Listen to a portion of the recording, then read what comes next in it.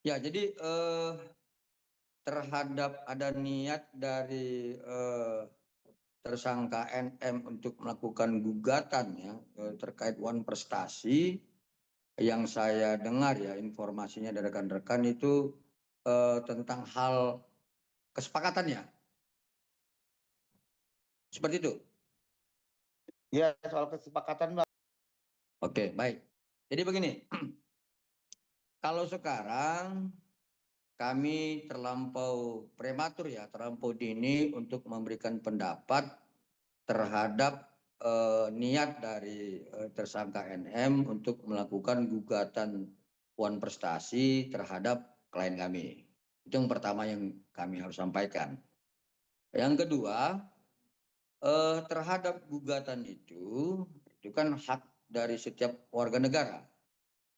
Artinya ketika tersangka NM melakukan gugatan dan memiliki dalil-dalil yang dianggap itu dapat membuktikan sebuah perbuatan non prestasi, itu sah-sah saja.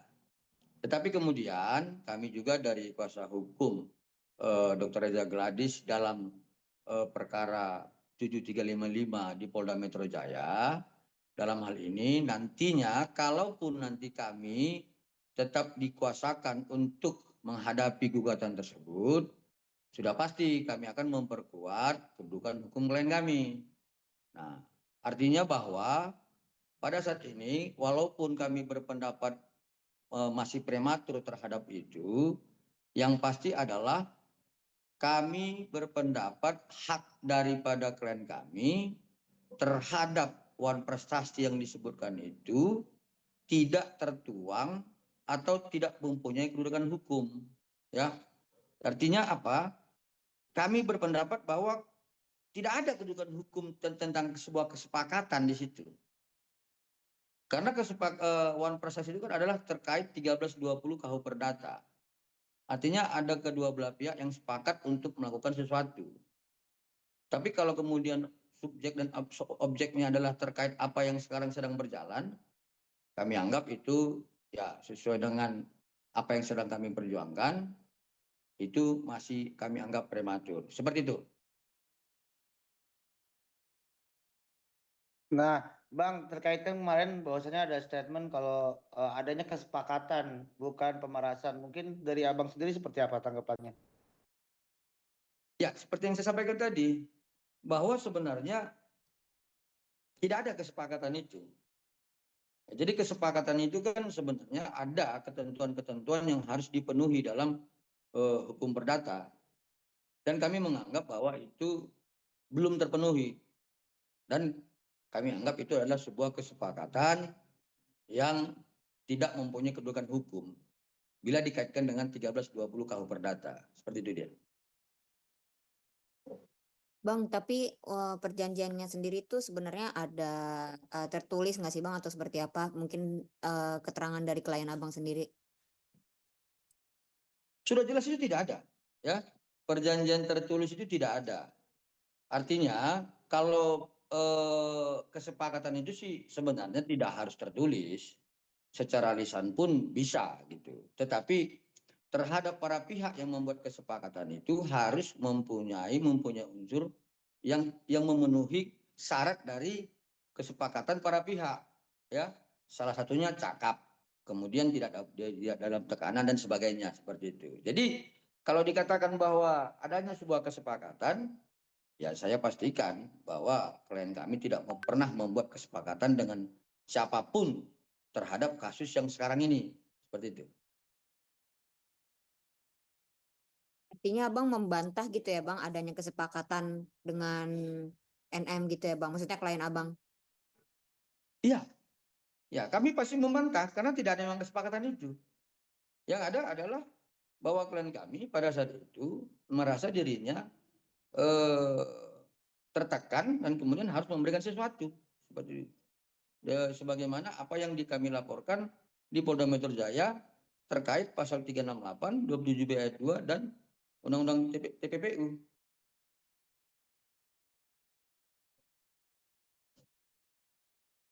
Ada lagi? Bang melihat ini kan Betul, kasus ini kan begitu menjadi perhatian masyarakat nih Bang, tapi pergerakannya untuk P21 sampai saat ini kan belum ada. Mungkin gimana Bang melihatnya? Ya, jadi kembali seperti yang saya sampaikan kemarin, pergerakan tentang proses P21 itu sedang berjalan, ya.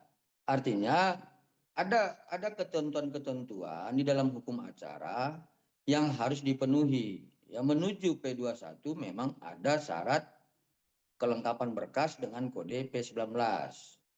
Nah, kalau dipertanyakan apakah ini tidak ada perkembangan, itu keliru. Justru ini sudah ada mulai perkembangan. Artinya apa? Bahwa adanya pengembalian berkas dari penyidik kepada jaksa, sebagaimana keterangan dari Kasipenkum ya kemarin, bahwa berkas itu sudah dikembalikan dari penyidik pada tanggal 5 Mei kemarin, bahwa itu kan adalah perkembangan. Tinggal sekarang bagaimana jaksa penuntut umum mendalami dan menelaah segala berkas yang dikembalikan oleh penyidik kepada jaksa pada tanggal 5 kemarin. Nah, lalu tahapan berikutnya adalah apakah petunjuk-petunjuk yang diberikan oleh jaksa dengan kode P19 beberapa waktu yang lalu sudah terpenuhi secara utuh atau belum? Nah, kalaupun belum, yang pasti sudah ada sekian persen sudah terpenuhi. Nanti saya sampaikan ini sudah bergerak dan sudah berkembang. Seperti itu.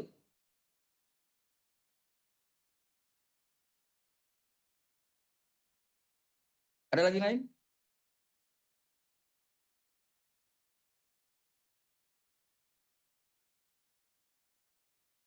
Ada yang lain? Kalau nggak ada, saya mau satu berikan informasi klarifikasi ini tentang Polres Jakarta Timur. Boleh Bang, mungkin kasih statement dulu Bang soal Polres Jakarta Timur. Ya, jadi setelah kemarin kami menyampaikan bahwa adanya laporan atas nama Dr. Samira terhadap klien kami, ternyata setelah kami lihat surat yang dilayangkan kepada klien kami dan dikirimkan klien kami kepada kami dalami tadi oleh tim, ternyata ada kekeliruan kami pada saat menganalisa surat tersebut. Bahwa sebenarnya klien kami itu tidak dilaporkan oleh Dr. Samira, tetapi di situ di dalam surat panggilan bahwa klien kami itu diminta sebagai saksi, ya, sebagai saksi di Polres Jakarta Timur terhadap peristiwa yang dugaan pidana terkait pasal 310 dan 281 yang terjadi di sekitar Rawamangun, ya. Jadi saya tegaskan hal ini saat ini saya mau mengklarifikasi bahwa sebenarnya klien kami itu tidak dilaporkan, tetapi diminta untuk hadir di Polres Jakarta Timur sebagai saksi, ya, seperti itu. Bang, kalau diminta jadi saksi artinya klien Abang kan mungkin ada peristiwa kemungkinan terlibat gitu ya. Dalam hal apa nih Bang? Maksudnya dalam konteks laporan itu Bang? Ya, jadi kami belum mengetahui tentang apa itu, tetapi kalau melihat persangkaan pasalnya 310 dan 281 itu kami merasa bahwa klien kami itu tidak ada keterkaitannya terhadap peristiwa yang dipersangkakan sebagaimana pasal 310 dan 281. Apalagi dia sebagai saksi. Jadi untuk lebih lanjutnya nanti kami akan memperdalam itu dengan berdiskusi dengan klien kami. Tapi untuk sementara untuk panggilan pertama klien kami sebagai saksi kami belum dapat menghadirinya. Nanti mungkin setelah kami lakukan pendalaman terhadap panggilan klien kami sebagai saksi, kami akan menyampaikan kepada rekan-rekan media. Seperti itu.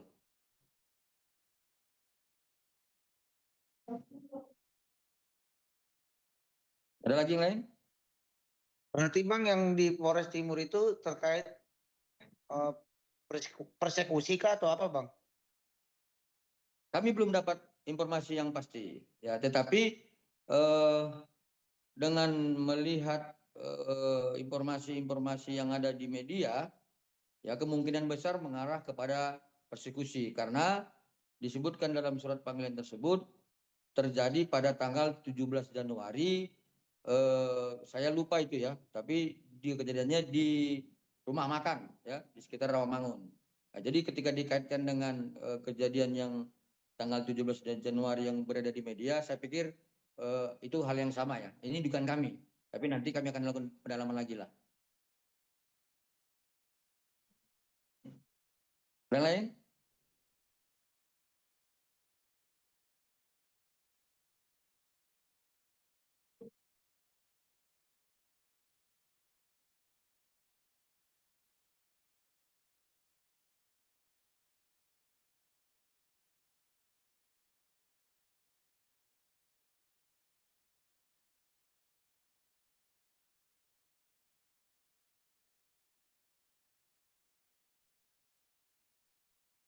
Cukup atau gimana? Yang lain ada nggak?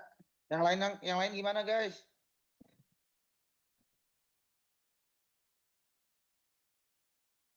Bang, mungkin ada penambahan ini nggak Bang? Ibaratnya panggilan lagi ke Polda mungkin untuk penambahan berkas bukti gitu Bang. Mungkin dari pemanggilan RG lagi gitu Bang ke Polda atau apa gitu Bang. Ya, jadi terhadap laporan klien kami yang di Polda Metro Jaya, untuk saat ini kami dapat menyampaikan bahwa kami merasa klien kami sudah memberikan keterangan yang cukup. Ya. Dalam artian kami berpendapat bahwa klien kami tidak akan dipanggil lagi untuk dimintai keterangan. Tetapi kalaulah nanti jaksa penuntut umum melakukan pendalaman lagi terhadap berkas yang sudah dikembalikan oleh penyidik, itu bisa-bisa saja. Ya. Tapi pada prinsipnya kami dari kuasa hukum pelapor berharap agar untuk segera melengkapi berkas ini dan segera menjadi P21, dugaan kami tentang apa yang disampaikan oleh penyidik saat klien kami diminta keterangan, bahwa dugaan kami tentang inisial O dan inisial S yang seharusnya sebagai saksi itu harus dipanggil dan diminta keterangan. Jadi pendapat kami, ketika penyidik nantinya dengan segera mungkin memanggil saksi S dan saksi O untuk diminta keterangan, kami yakin bahwa ini akan segera P21. Seperti itu, rekan-rekan. Berarti Bang adanya dugaan keterlibatan juga dari O dan S ya Bang, bisa dibilang. Kalau soal itu, kami belum berani memberikan pendapat tentang dugaan apa yang menjadi petunjuk jaksa. Tetapi apabila dikaitkan dengan laporan klien kami, ya itu sudah pasti karena pada saat klien kami itu membuat laporan tertanggal 3 Desember 2024, klien kami itu melaporkan 3 orang, ya, satu dengan inisial NM, satu dengan inisial IM, dan satu dengan inisial O. Lalu dengan proses pengembangan penyidikan, penyidik merasa perlu untuk memanggil dan diminta keterangan, salah satunya adalah dengan inisial S. Jadi sehingga kami berpendapat, ya ini pendapat kami ya, bahwa sebenarnya apa yang harusnya disampaikan oleh klien kami dengan peristiwa-peristiwa hukum yang dimaksudkan dalam persangkaan pasal di dalam kasus ini, ya kami berpendapat itu harus ada tersangka yang lainnya seperti itu. Tapi kalau tentang apa yang menjadi petunjuk jaksa, ya kami belum mengetahuinya. Tapi kalau dikaitkan dengan persoalan peristiwa hukumnya, laporan klien kami, dan kemudian tentang soal klien kami saat itu diminta keterangan 3 minggu lalu, kami berpendapat memang harus ada tersangka yang lainnya. Seperti itu. Bang, terakhir dari aku Bang, mungkin ini kan tadi Abang keinginan dari klien Abang kan semoga ini kan prosesnya cepat untuk P21. Nah, kalau misalkan kita mungkin ya hukum kan berbicara hukum atau apapun itu misalkan bebas nih Bang. Dari karena 20, 40, 30 kan Bang. Ya. Ibaratnya yang ini sesuai ketentuan. Misalkan dari sampai 30 pun apa namanya belum sampai P21, itu gimana Bang mungkin Bang? Apa yang akan Abang lakukan langkahnya ke depannya Bang mungkin? Ya, jadi begini, saya perlu sampaikan kepada rekan-rekan ya. Sebenarnya dalam hukum acara itu kami sebagai kuasa hukum pelapor dalam hal untuk melakukan upaya-upaya terkait tentang proses P21 dan sebagainya dan atau yang lainnya, kami itu mempunyai kewenangan yang terbatas. Ya, itu pertama yang harus kami sampaikan. Jadi kalau dipertanyakan apa yang akan kami lakukan, kami tetap akan berdiri kokoh di dalam ajas hukum formil kita, yaitu Undang-Undang Nomor 8 Tahun 81. Artinya bahwa bila dikaitkan dengan pasal 29 ayat 1 huruf B dan ayat 2, proses penahanan 20, 40, 30 dan 30 itu kan jumlahnya 120 hari. Maka proses di 120 hari ini kami berharap kepada jaksa penuntut umum agar lebih bekerja keras dan berkoordinasi dengan penyidik untuk melengkapi agar penyidik untuk melengkapi seluruh petunjuk-petunjuk yang diberikan jaksa.